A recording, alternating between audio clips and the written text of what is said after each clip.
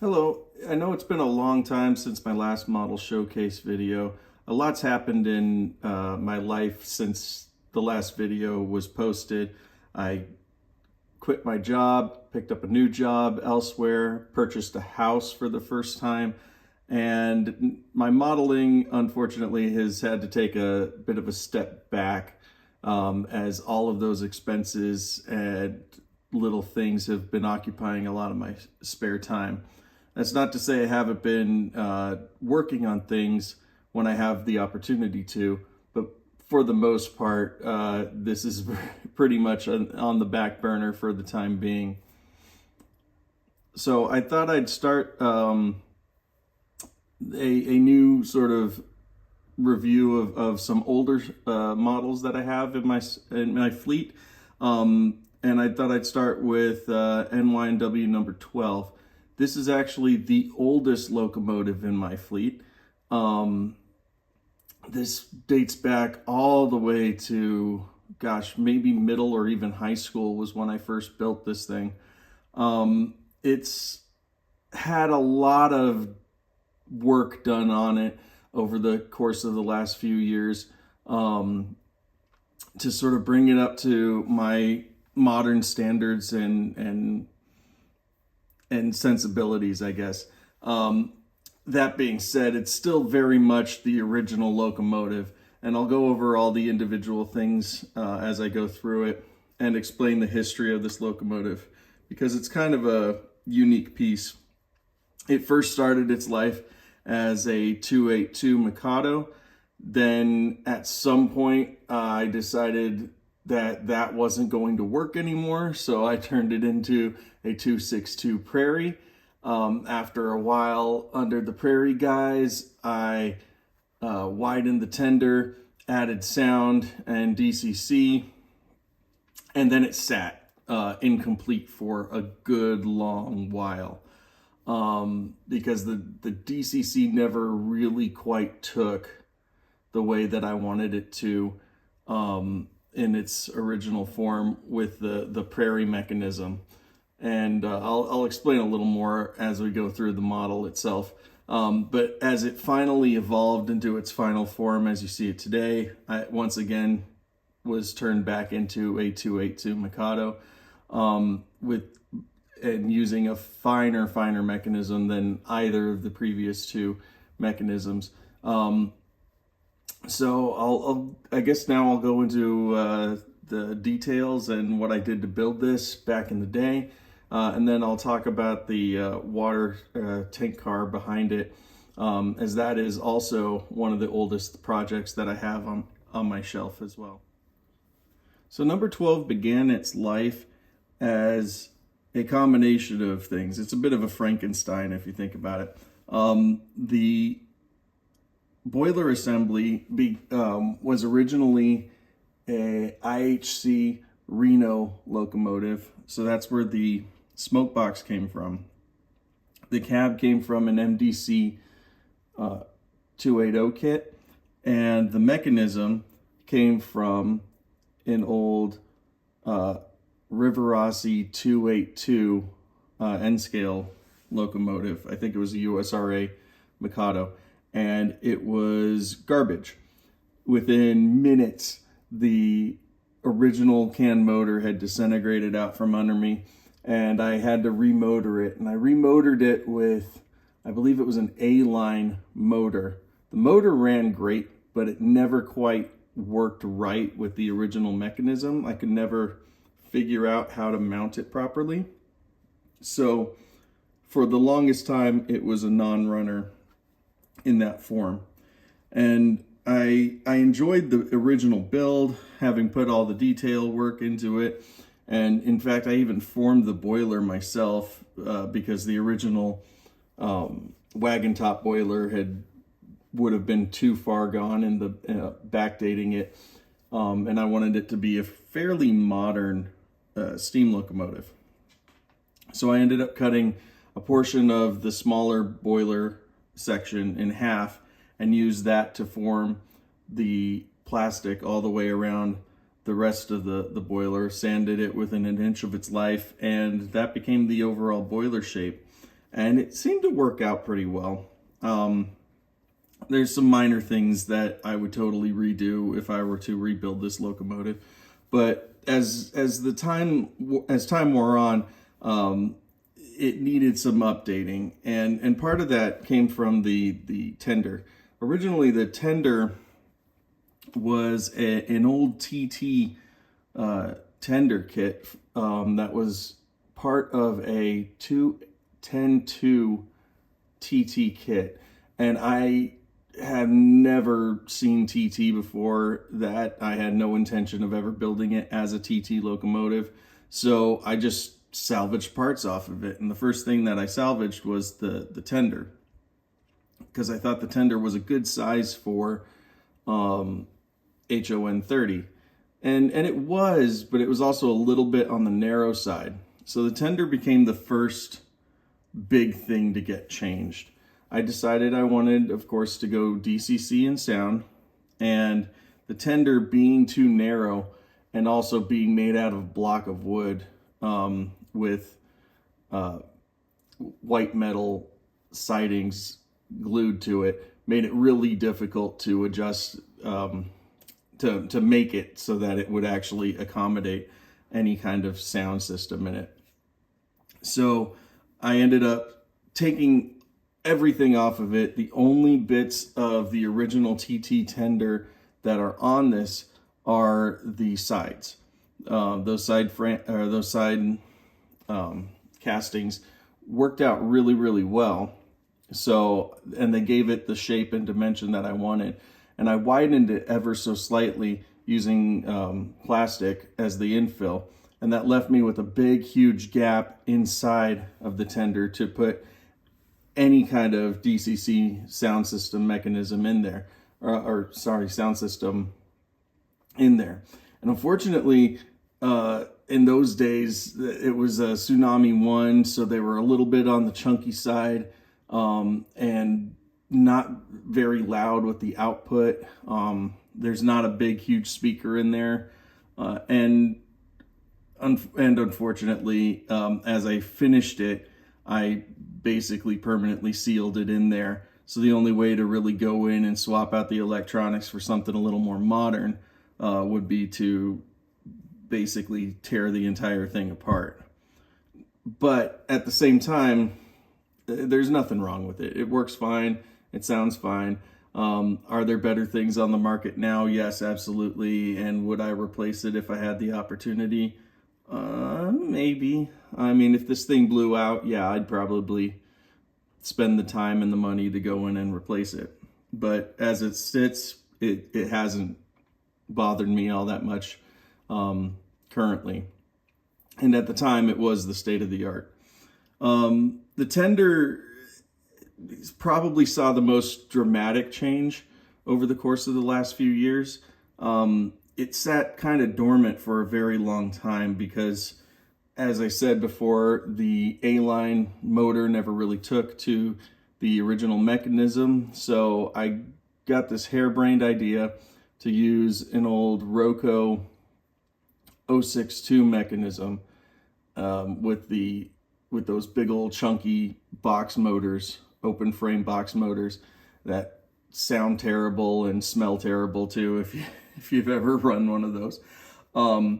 And it did okay with that, but it never quite worked well. Eventually I did a remotor on that, and I put in what I thought was a Fallhaber, and that of course stuck out the back end of it like you wouldn't believe. And I ended up taping that in place using Kapton tape. It was really weird and not really good idea. at the time. And eventually, after burning one of those motors out, I decided, to hell with this. I'm going to do it upright, and I'm going to put a proper mechanism underneath it. And so that's when it shifted from a 282 to a 262, and now to a 282 again, with its current mechanism underneath it, which is a Model Power USRA Mikado. So one thing that I really wanted to do with the tender in particular, since I had done all of the rebuilding on it, is that I wanted to sort of turn it into a tender that has all of those weird little tender things that not all locomotives have, and things that I thought were interesting, but I couldn't really justify on any of my other locomotives. So as I started doing that, I put in, of course, the doghouse, and I added a few extra hose lines, and even added a fire pump. And as I started to finish this, it started to dawn on me, this actually kind of made a lot of sense. This locomotive has by far the largest water capacity tender of any locomotive in my fleet.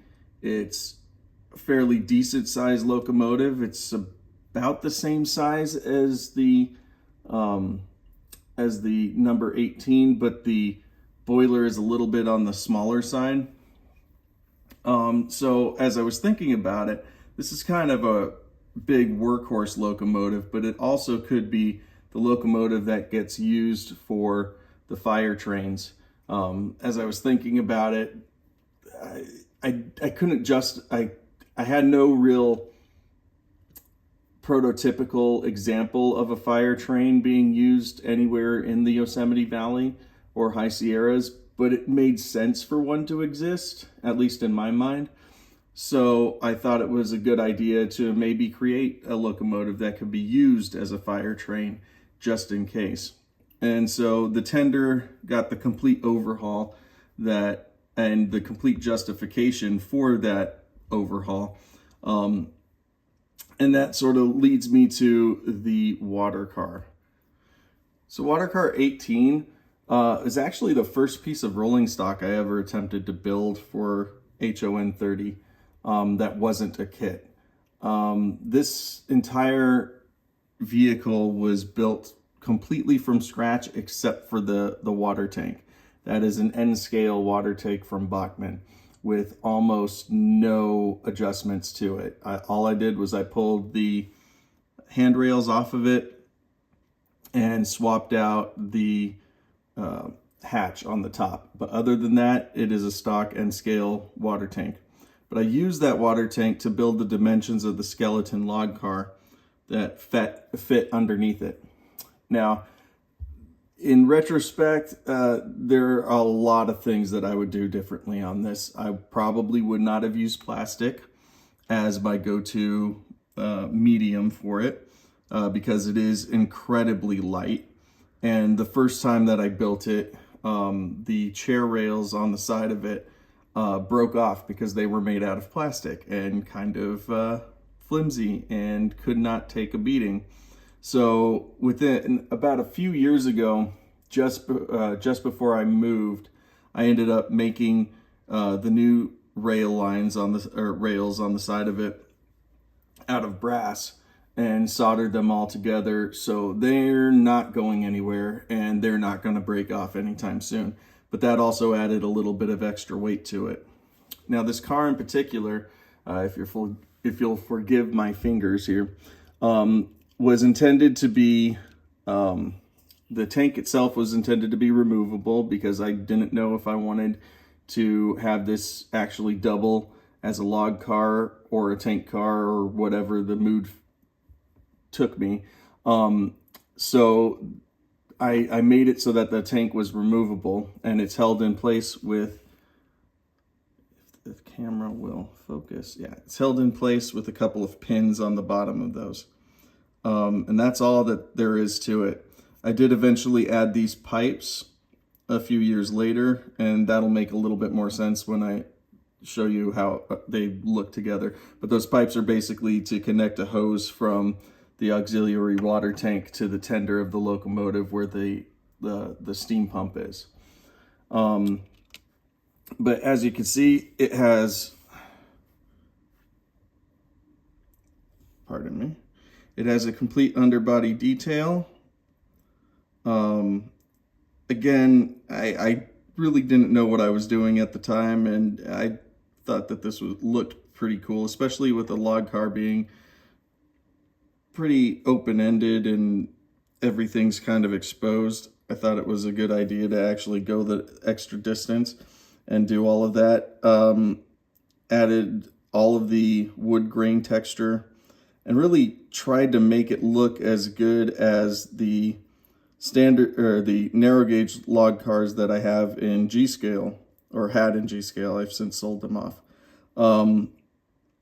And so that was the project, and it's never actually, even though I built it to have the tank be removable and have log cars or log loads be added to it, I have never once run this vehicle as a log car.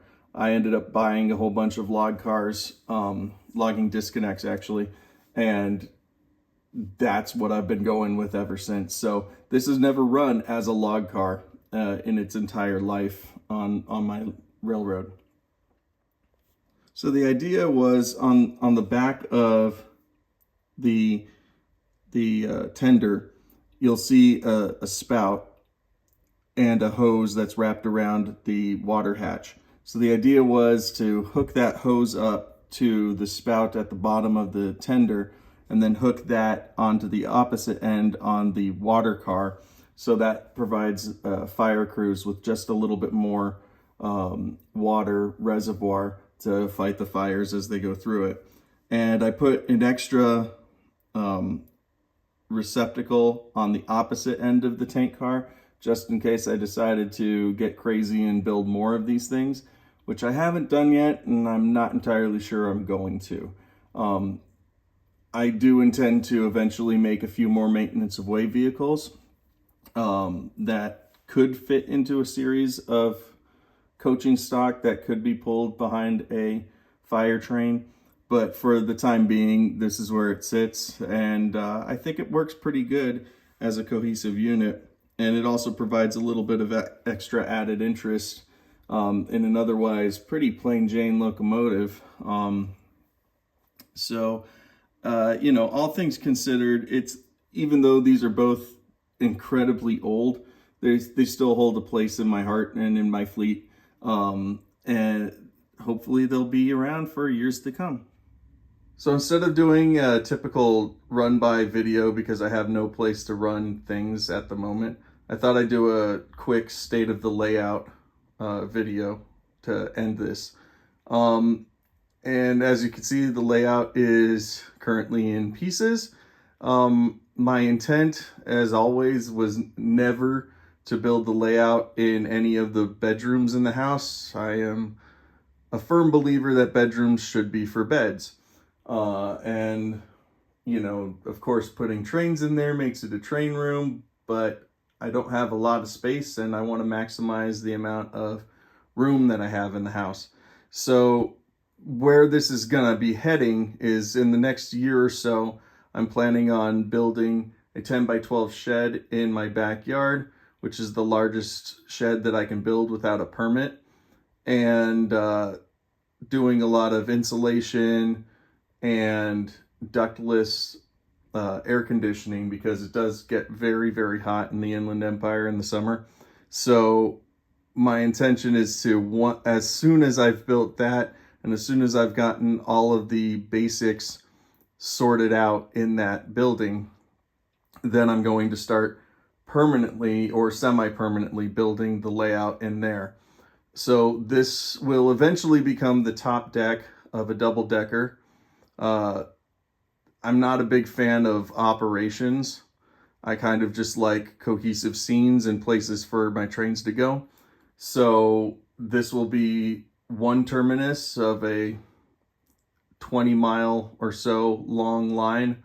And then the bottom deck will be the other terminus. So it'll be a place to build trains, take trains apart, and then send trains back down the hill. I'm not a big operations guy, so I'm not going to be dropping boxcars off and that kind of thing. But then it'll also give me some place to run my standard gauge as well. So it's going to be a long time before you see a full video on that development, simply because my finances just don't allow that, and the house takes precedence over all that.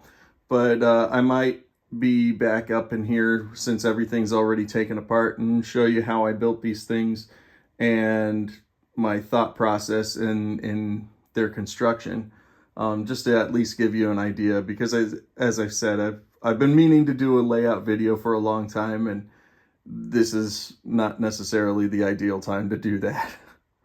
So in any case, if you stuck around this long, I do appreciate it. I do intend to get back to making a few more videos as time permits. It's been a wild, crazy couple of years, so now things that are finally settling down, I'll be able to get back into posting more content. So stay tuned. Hopefully you'll see me soon. Have a good one.